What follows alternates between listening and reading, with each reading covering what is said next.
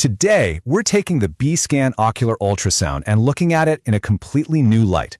We're not going to just see it as some confusing, static black and white image. Instead, we're exploring it as a critical sonar toolkit, a dynamic, real-time instrument used by medical detectives to solve mysteries within an otherwise completely opaque eye.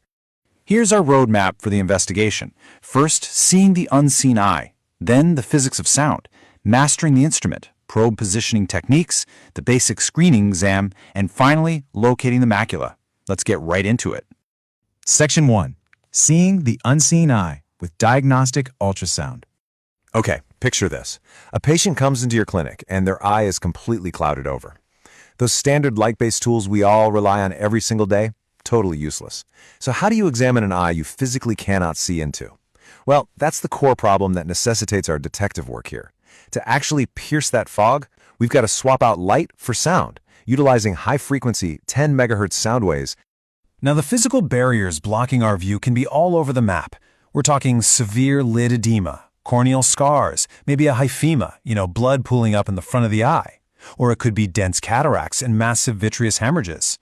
When these conditions completely slam the door on a normal visual exam, the B-scan becomes literally the only way to check the vital status of the lens, the retina, and the choroid hiding right behind them. Moving right along to Section 2, the physics of sound and some key acoustic principles.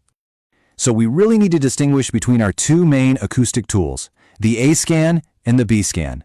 You can think of the A-scan as just a single ping.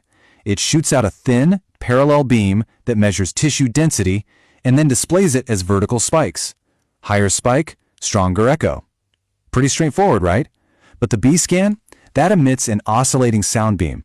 It sweeps back and forth, turning those echoes into thousands of dots that paint a really comprehensible 2D anatomical slice.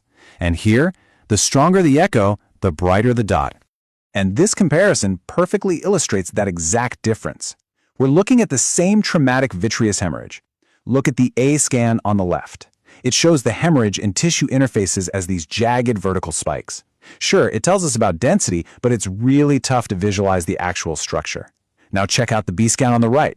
It brilliantly takes those exact same echoes and translates them into a clear, recognizable slice of the eye. You can easily see the vitreous blood and a low-lying choroidal detachment in perfect spatial context. It's like turning on the lights. Okay, so here's the absolute most crucial point. The golden rule of ultrasound is perpendicularity. If there's literally just one rule you take away from this entire explainer, it's that aiming the probe perfectly perpendicular to your target is the only way to bounce the strongest echo directly back to your screen. If you hit a surface at an oblique angle, the sound just scatters away, and your image quality is going to degrade incredibly fast. But it's actually just as important to know what sound gets absorbed by as it is to know what it bounces off of. Take a look at that bright white curve on the left side of this scan. That's a choroidal osteoma, a bone-like tumor. And the dense calcium inside it is just completely swallowing those sound waves whole. We call this acoustic black void shadowing. It happens right behind the dense object because literally no sound can penetrate through to whatever structures are sitting behind it. And it's not a glitch or an error, it's actually a massive diagnostic clue when you're trying to hunt down calcified tumors or hidden foreign bodies.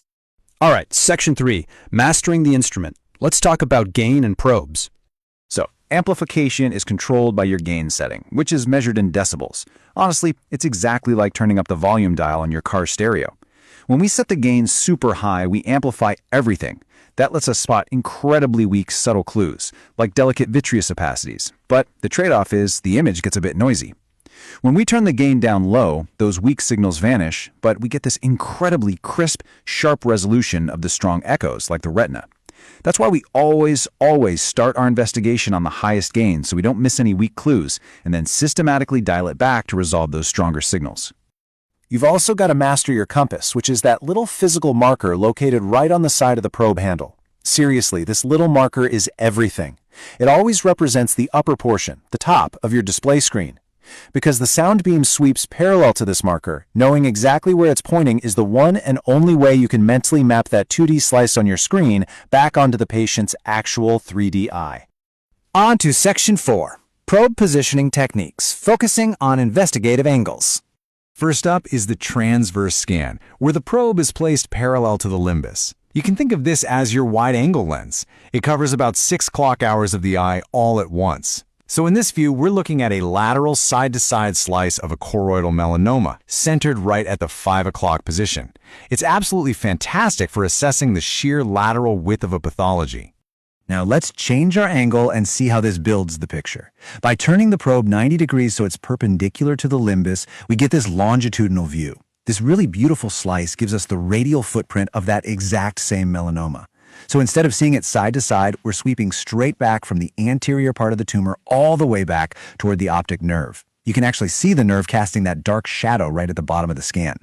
Now, unlike those previous techniques that sit on the sclera, the white part of the eye, an axial scan requires placing the probe directly on the cornea. This gives us a straight shot view right through the very center of the eye. Notice how it perfectly centers the curved back of the lens on the left side and the optic nerve on the right side simultaneously. It's a great comprehensive view. Let's move to Section 5, the basic screening exam and our systematic protocol. We absolutely have to rely on a systematic protocol, specifically the limbus to fornix sweep, to make sure literally no hidden pathology escapes detection. Here's how it works. You place the probe at the edge of the cornea, the limbus, which aims the sound beam at the back of the eye. Then you sweep the probe deeply back into the pocket of the eyelid, the fornix, which pivots the beam to scan the front of the eye. This dynamic sweeping motion acts exactly like a radar dish. By doing this across all 4 major quadrants, you're continuously changing the angle of incidence, deeply investigating everything from the posterior pole all the way out to the far periphery. And finally, Section 6, locating the macula. First up for this is the HMAC, or horizontal macula scan. By placing the probe right on the cornea and pointing that marker nasally toward the nose, we get this horizontal slice. Thanks to the eye's anatomy, the optic nerve hovers neatly just above the macula on the display. This gives you a really fantastic geographical landmark so you know exactly where you're looking. Now, if you take that probe and rotate the marker straight up to the 12 o'clock position, you get the VMAC, which is a vertical slice. This cuts directly up and down through the visual axis. And because it's a vertical slice straight through the center, the optic nerve, which naturally sits off to the side, completely disappears from the screen. This gives you a totally unobstructed view of things like the submacular hemorrhage shown here, entirely without the distraction of that nerve shadow. And lastly, we have the TMAC. For this one, we actually take the probe off the cornea and move it onto the sclera. Why? Because doing that allows the sound beam to completely bypass the lens altogether. The dense human lens, or even an artificial lens implant, can cause some really annoying acoustic artifacts or just absorb way too much sound. By shooting right around it, we capture this incredibly pristine, artifact-free look directly at the macula. You can easily spot fine details like the macular edema you're seeing here. So, we've seen how standard 10 MHz B scans act as this incredible vital sonar toolkit. But as you master these acoustic maneuvers, I want you to consider something. With the advent of 50 MHz ultra-high-resolution ultrasound biomicroscopy, which penetrates just the first few millimeters of the eye, we're suddenly mapping microscopic structures that we previously thought were impossible to see in living patients. If sound can map the unseen with such stunning precision today, what invisible medical mysteries is this advancing acoustic toolkit going to peel back tomorrow? Thanks so much for joining me for this explainer, and honestly, I hope you never look at a B-scan as just a static image ever again.